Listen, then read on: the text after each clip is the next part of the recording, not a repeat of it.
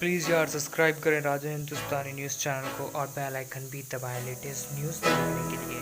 धन्यवाद। यकीनन ये मोदी जैसे नालायक को हजम नहीं हो रहा।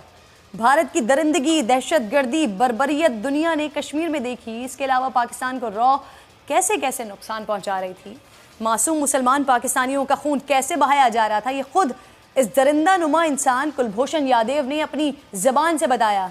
इसके बाद कहने को क्या रह जाता है भाई। लेकिन हमारे सामने है भारत निरा ढीठ। कहते हैं ना कि वो ये दुम है जो 100 साल बाद भी सीधी नहीं हो सकती है। कुलभूषण यादव के वकील ने जनाब इल्ज़ाम लगाया है कि पाकिस्तान ने कुलभूषण यादव केस से मुताल्लिक आईसीजे के फैसले को लेकर चलने, उस पर दोबारा जायज़ा और गौर करने के हवाले से भारत के सवालों पर जवाब देने से इनकार कर दिया है। वो कहते हैं कि हम इस मकाम पर आ गए जहां हमें अब फैसला करना है कि हमें नतीजा खेज हिदायत के लिए दोबारा आईसीजे से रुजू करना चाहिए या नहीं। तो जनाब जहां चाहें चले जाएं, सारे शौक बड़े वसूख के साथ पूरे कर लें, जिल्लत के टोकरे आप ही के मुकद्दर में आएंगे। भारतीय झूठों का पाकिस्तान ने खुलकर जवाब दिया है हमेशा। पाकिस्तान ने कुलभूषण यादव केस में भारतीय वकील के इल्ज़ामात को मुस्तरद कर दिया। तर्जुमान दफ्तर खारजा आयशा फारूकी कहती हैं, पाकिस्तान ने आलमी अदालत के फैसले पर मुकम्मल अमल दरामद किया है। कुलभूषण केस में पाकिस्तान ने आलमी अदालत इंसाफ के फैसले पर पूरी तरह अमल करते हुए कौंसलर रसाई दी है। अभी 2 दिन पहले ही भारत के साबिक मेजर फरमा रहे थे कि वो बलूचिस्तान में मुदाखलत कर रहे हैं और उसे पाकिस्तान से जुदा करना चाहते हैं। सोच है आपकी। ये सब खुद एतराफ़ी के बाद इंसाफ की बातें हैं। दुनिया पर काले धब्बे के मुतरादिफ भारत पर जचती नहीं है।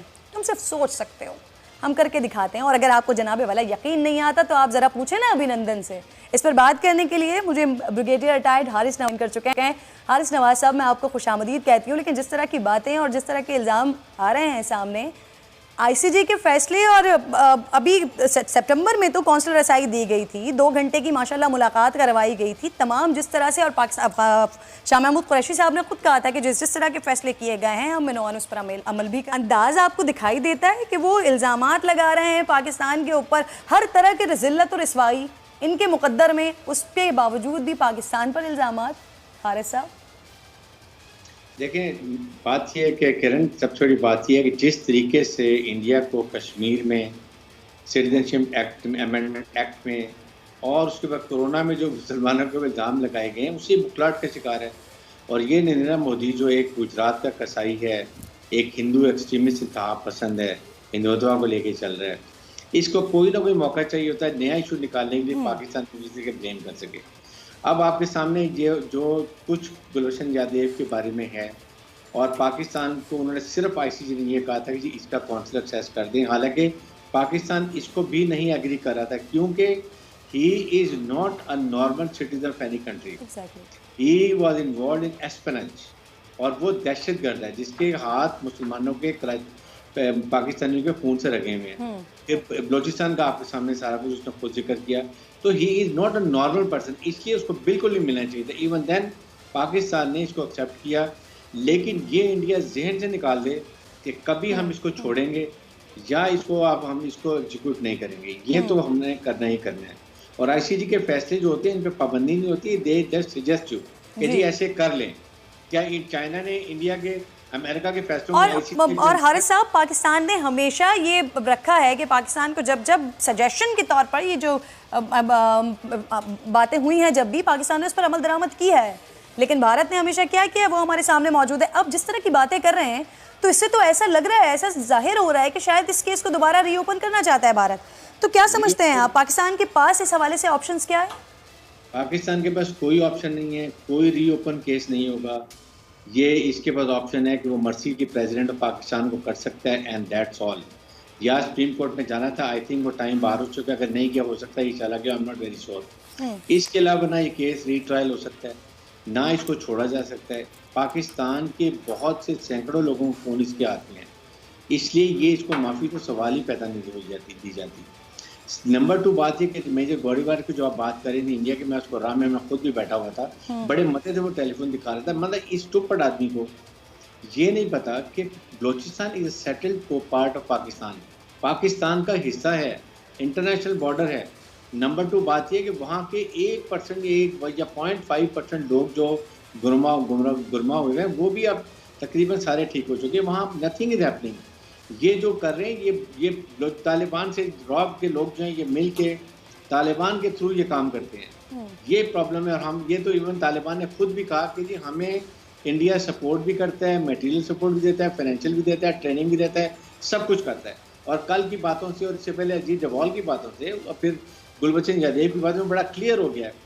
ये डायरेक्ट इंटरफेरेंस है। पाकिस्तान को ये स्टेटमेंट को, इसके बाद अजीत डोभाल की स्टेटमेंट को, गुलबचन की स्टेटमेंट को लेके हमें बड़ा स्ट्रॉन्ग डोजेज के साथ दोबारा यूनाइटेड जाना चाहिए। हमें इंडिया जिस तरीके से कश्मीर में आ रहा है ये बड़ी खतरनाक सिचुएशन है। अब आपने देखा कि मौसम का हाल भी बताना शुरू कर दिया है, गिलगित बल्तिस्तान का, आज़ाद कश्मीर का और मुजफ्फराबाद का। ये चीज़ें हमें आज लेंगे हम सीरियसली तो बात बनेगी। इस पे हमारी गवर्नमेंट को बड़ा स्ट्रॉन्ग एक्शन लेना चाहिए। हारिस साहब, आप कह रहे हैं गवर्नमेंट को इन चीज़ों पर स्ट्रॉन्ग एक्शन लेना चाहिए, लेकिन मेरी नज़र के सामने तो एक और मामला भी है, कश्मीर का किस्सा, कश्मीर का मामला जो कोरोना की नज़र हो गया है। ये मामला दब गया है और पूरे भारत को, भारतीयों को और इस बेहिस जंगली पार्टी के सरबराह नरेंद्र मोदी को सबसे ज़्यादा अगर किसी ने एहसास दिलाया होगा तो वो कोरोना है कि ये कर्फ्यू क्या होता है, किस तरह से दुनिया, किस तरह से आवाम को बंद कर दिया जाता है। लेकिन उसके बावजूद भी अब सिचुएशन ये है कि पाकिस्तान भी इस मसले पर अब उस तरह से रिएक्ट नहीं कर पा रहा जिस तरह से पिछले दिनों जब ये मामला शुरू हुए तब कर रहा था पाकिस्तान। क्यों सर, ऐसा क्यों? देखिए, प्राइम मिनिस्टर पाकिस्तान ने तमाम फोरम पर कश्मीर का बहुत अच्छा नजरिया पॉइंट उठाया, लेकिन इशू ये है कि हमें इसको फॉलो अप करने की ज़रूरत है। हमारी कश्मीर कमेटी, हमारा foreign office have to be very very proactive. दुनिया में आपकी एम्बेसीज क्यों होती हैं? वो आपके मुल्क का जो पॉइंट ऑफ व्यू होता है उसको प्रोजेक्ट करती हैं। जितने आज़ाद कश्मीरी हैं वहाँ पर इंग्लैंड में है, अमेरिका में है, यूरोपियन कंट्रीज में है, they have to get the map. उसके बाद इतना बिलियन रुपीज़ हमारा यहाँ वेस्ट होता है। Why don't you hire 1 or 2 good lobbying firms over there जो इसको काम को करें और दुनिया को बताएं कि इंडिया इस वक्त कितना घिनौना खेल खेल रहा है। इस वक्त वो फ्लड का शिकार इसलिए कि कश्मीर के हाथ से निकल रहा है। पाकिस्तान को अभी कुछ करने की ज़रूरत नहीं है। कश्मीर में हज़ारों बुरहान वानी जिंदा हो चुके हैं। They have taken the arms और इसीलिए कर्नल एक मेजर को बुरी तरह से जाना वाजिब किया है। इसी तरह अब और होंगे। और अगर ये फ्लैग ऑपरेशन किसी वक्त करने का सोचते भी हैं तो आगे से पाकिस्तान मारेगा और पीछे से कश्मीरी नौजवान इनको मारेंगे। ये इनको बड़ी अच्छी तरह पता है। फिर अपनी फ़ौज की अहलियत भी इनको पता है। पाकिस्तान की बैटल हार्डन आर्मी को भी पता है। 27 फरवरी इनको भूलना भी नहीं चाहिए। इसलिए इस वक्त ये फंस चुके हैं और जिनको नजर आ रहे हैं इंडिया टूटता होगा। बिल्कुल ठीक है। हारिस नवाज साहब, बहुत बहुत शुक्रिया आपका। और आप जैसे कि कह रहे हैं कि बुरहान वानी ऐसे बहुत वानी हैं जो जिंदा हो चुके हैं कश्मीर में, और जो कुछ पाकिस्तान की जो मुसलमानों की